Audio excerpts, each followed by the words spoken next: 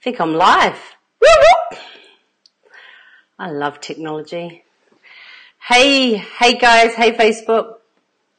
Oh my God, I'm so hot. I just thought I'd do a quickie. Hey, but you never know, the kōrero, the talk might go longer than planned, but I just thought I would do a bit of a shout out to all the different people that have helped me and always there to support me, and I guess to share a little bit what I've been up to. And it saves me repeating myself too. I can just say, when people call me, I go, just go and watch my Facebook Live. So yeah. Excuse my hair. Actually, no, I love my wild hair today. I went into the newsagent's today, and he asked me if I put my finger in a light socket. Funny man. But, I can't really see who's joined, but, thanks for joining. Actually, yes, I can. I think it's here. Fancy schmancy. Anyway, I'm going to get to the point, but, I mean, everyone knows that I have 4 kings. So I have 4 gorgeous boys. They are 13, 15, 17, and nearly 19. So they're all 18 months apart. And, oh my God, like seriously, some days I wonder, I guess I second guess, yeah. Sometimes I wonder, was I supposed to have children? Because I question my parenting skills. I'm not looking right at you right now because I'm just getting this sorted. Okay, done. Okay, so sometimes I question my parenting because, I did a video a few months back and it was, raising boys to men, and basically, you know, where I've been and my experiences, and, you know, that these young men need, hey Lou, they need men. They need role models. If their dad's not showing up, they just need really, really positive role models. So Monday morning, I was in court with one of my sons who was facing charges, and I'm not smiling because it's something that I'm joyous about. It's just life right now. And I was reading this amazing book. Oh, it's upstairs on my nightstand. It's called He'll Be Okay. So I'm so flushed. It was by this New Zealand writer. Her name's Celia somebody. Celia. Anyway, I'll write it in my thing if you want to read it. But obviously I've been doing all this reading and research about what young men need, because I'm a strong woman and sometimes I can overmother, and you know, I have to literally just step back and create space so they can step into their manhood and find out, they need to find out what their path is, even though sometimes I'm watching going, oh my God, you're fucking up your life right now, you know. And then on Friday I was taking another son to Mirakai, which is a drug rehabilitation, like he's 13. And although he's not heavy into it right now, the point is I can see the path that they're going to. And as parents, if we can see the path, I've spoken to so many parents, especially about like drugs, about, you know, pot, weed, whatever you call it. And heaps of mums, and mostly speak to mums, are just resigned to the fact, well, that's just, you know, well, I did it. Well, that's what they say. Or they'll just like, oh, well, it's only weed, and it's nothing against the drugs, but it's just, my brothers and sisters were into it quite, you know, big time, and they've always said it was a gateway drug. And so, you know, I've never been into it, so I'm just like watching where my brothers and sisters went, and they were like a freight train. Hey, Rochelle. And so I'm just thinking, you know, I've watched my family go through that. I don't want my children going through that. Get help for them, you know, straight up, because, you know, whatever addiction a person turns to, there's a reason why. And the reason I'm sharing this is because, man, there might be some parents out there banging their head against everyone in their community, and they might look at that they're a hard-ass parent, or maybe they should just relax more or whatever. You know what? There's this little saying that I've got amongst my friends, you just do you, boo-boo kitty. So if you want to be a hard-ass parent and you're all G with that, then you do that. But you just gotta do you. And I'm bringing up these subjects of drugs, you know, like going to court for violence or whatever, because I'm creating an open, space for a conversation for parents, and, as a parent, how are you supposed to be a lover? It's probably the last thing on your mind is like, oh, fuck off.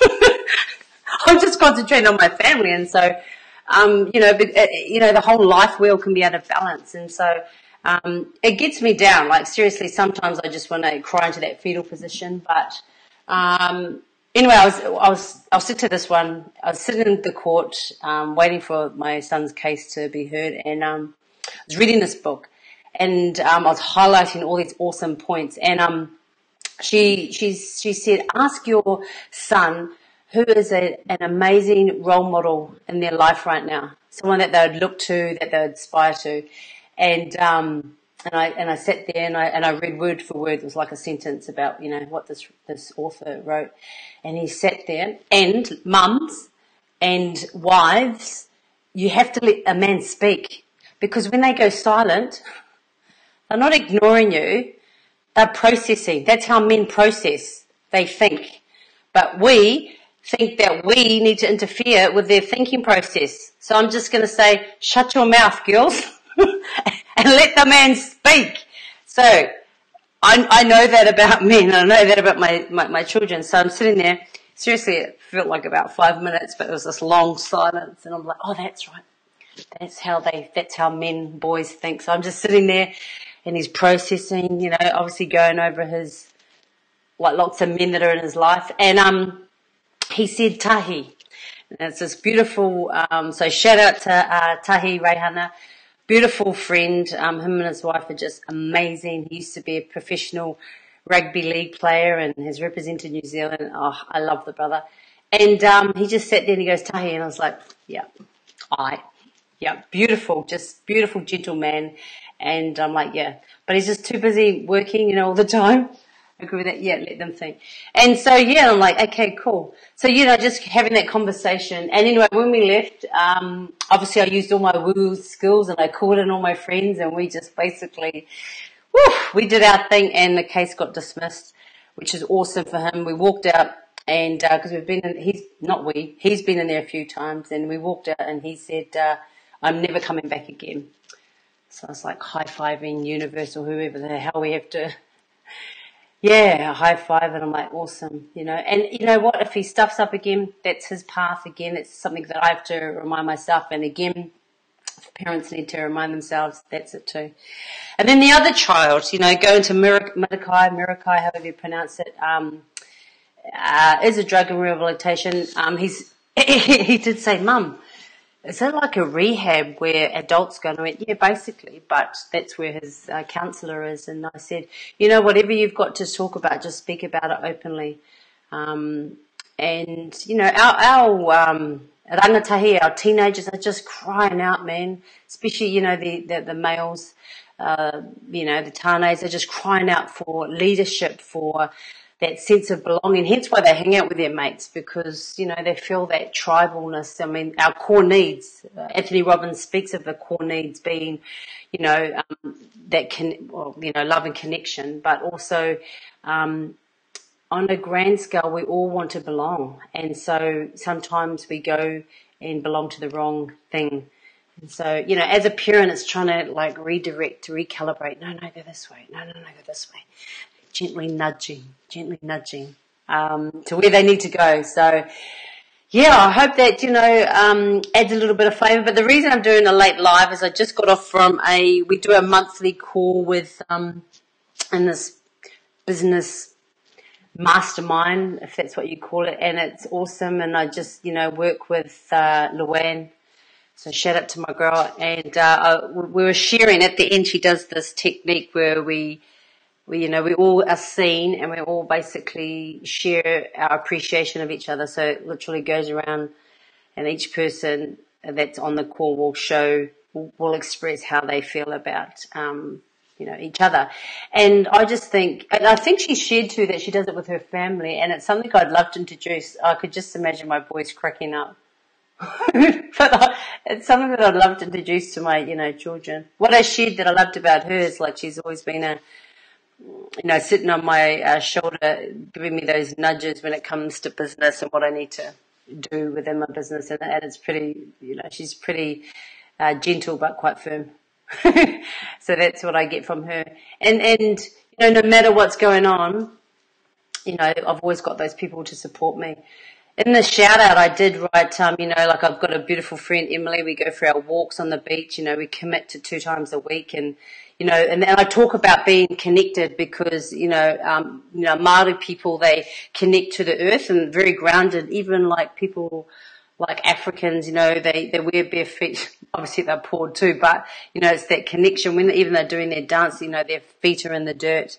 And our connection to the ground or the whenua, like our land, is so important. So it doesn't matter if you're not culturally inclined, but get yourself grounded. Put your feet in the sand, put your feet dirt. Whether it be gardening, and it grounds you. And that's why I love going to do these beach walks as well, because it grounds me and sets me up for success. And she's got a business mind on her too. So I love Emily. She's always supporting me.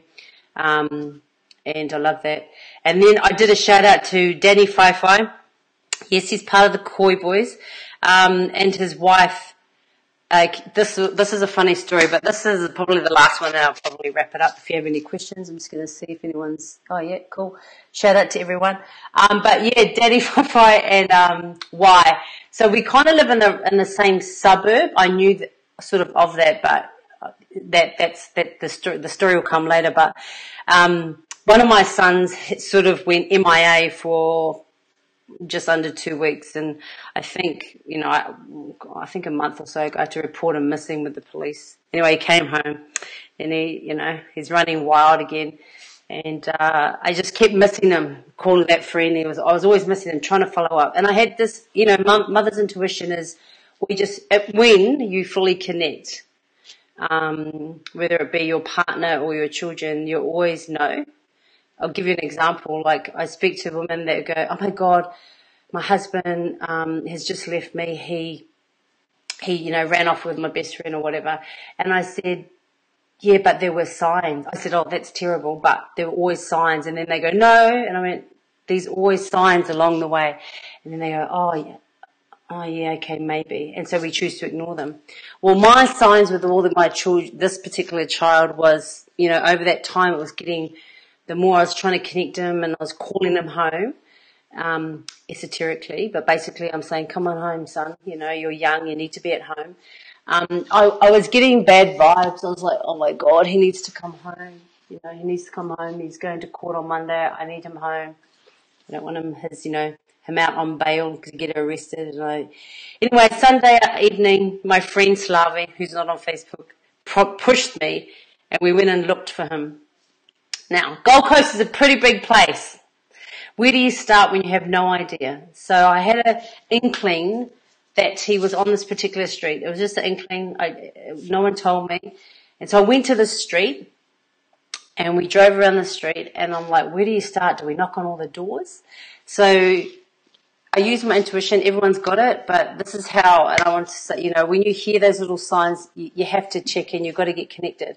So we sat in the car and I just looked around and I'm like, okay, guide me. Where do I need to go? I looked to my left and I saw this. It was about 8 o'clock at night, I think. And I saw this house. I said, this is you can tell it's family. It's a young family. I want to go in there and I'm going to ask them, what house on the street is, not good vibes. You can tell that there's lots of young kids coming and going. It's a party house and there's drugs there. That was my question. Knocked on the door. Lovely young family, and she said, "Oh my God, I hope you find your son. We just pretty much keep to ourselves, and yeah, maybe down there." So she pointed down to the corner. Okay, so off we trot. Down to the corner, knocked on this door. These 2 young guys came, and then they started wanting to chat in. I was like, no, inappropriate. I'm trying to look for my son. And he said, across the road. They says, "Oh, they're not trouble, but they're a bit noisy. They play their music, but they're pretty good, peeps." So crossed the road, knocked on the door, and then opened up the door, and it was Daddy Whai. He goes, "Oh, how you going, sis?" And I was like, "Yeah, good." So I obviously had to, share with him what I was, who I was looking for. He doesn't know my son, but I says, told him what kind of house I was looking for, and he said, that house, which was directly opposite him. He knew exactly the kind of trouble that this house is and the people they attract, and I went, thank you. So, there's me, and I'm like going into a random house. I honestly was feeling a little bit fearful, but I knew that I had the protection, and so I had my friend there. So I walked across the road, and then when I knocked, I looked around, and Danny and his wife and my best friend was standing at the end of the driveway, and I just felt absolutely protected. Knocked on the door, and the guy came to the door, and then I just knew it was the right house. Anyway, my son was there. I said, thank God I've found you. It's time to come home. And it was just happened so easily, and he came home, and I had to wait a little while to gather his things, and I just went to the end of the drive, and I just gave, Y and Danny a huge hug and kiss, because I just felt so supported, and just knocking on random people's doors, and people are there to support me. So there's a reason I'm sharing that long-winded story, is that I didn't know where the fuck I was going to look for my son, but I was on a mission to find him. And I just had these little signs all day on Sunday. It's like I heard a little whisper that maybe he's there, and then I heard this other little whisper, and I just finally put them together. And with the prompting of two of my good friends, and I had my son home within 10, 15 minutes, because I just trusted all the little signs and whatever, and I just, and I found him. It was so easy. If you have this nudge and you're ignoring it, please start listening, because it's there for a reason. I found my son safely because I just listened to all these little signs along the way, and he's home safe, and we did lots of healing on him, and then he was just ringing me from football, and yeah, it feels good. I've opened up that conversation again, that I'm here to support him. And, I just, as a parent, it is fucking hard, man. I don't know, whoever tells you it's easy, they're full of shit. But, just sending all my love out to, the Facebook, whānau, and, just know that, if you're ever in a spot that you think that there's nowhere to go, just trust that, you've always got the backing. Always got a back end. So I'm not one person to sort of, I'm not an anxious person. I don't worry about the future. Sometimes I can be in a bit of denial, which is the opposite of anxiousness. And so I just always concentrate about where I am right now, and the couple of steps in front. And that's probably why I don't suffer from anxiety, because I'm just like, well, I can't do the future. So I just do a little bit here. So yeah, if you're in a spot where you just need to, where you need to go, have that as the direction where you want to go, and then just do step by step, and you'll get there. So yes, keep loving each other, keep loving your whānau, keep loving your, your significant other, but most importantly, man, you got to love you wholeheartedly. Heaps of people are on here, awesome. But I'm off to bed because I've got an early walk with my friend M tomorrow, and it feels good. And thank you for listening. Hey, thank you for listening, my whānau. Ciao. Bye for now.